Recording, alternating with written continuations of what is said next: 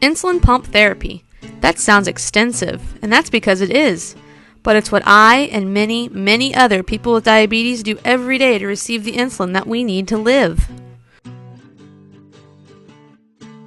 When I was 8 years old, I was diagnosed with type 1 diabetes. From then on, my life was predicted to be full of something called multiple daily injections. It seemed that it was my only choice. Then, one summer, I went to diabetes camp and met other kids with diabetes just like me. At camp, I learned of a new way to take my insulin.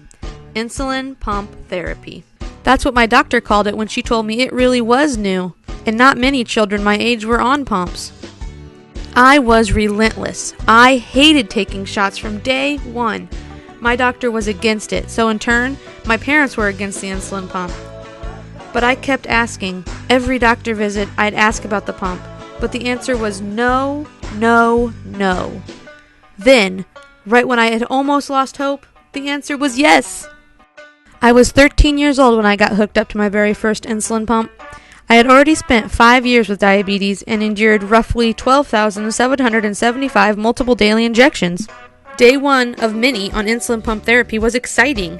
I wasn't used to wearing a pump, so when my family and I went out to dinner, I sat with my pump on the outside seat with my hip facing toward the aisle. Within 2 minutes of sitting down, someone walking by asked what I was wearing on my hip. Since that moment, I've been asked that same question too many times to count.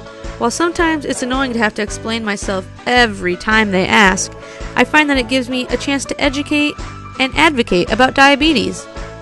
Diabetes seems like an invisible disease, and an insulin pump, while already pretty small, is not invisible.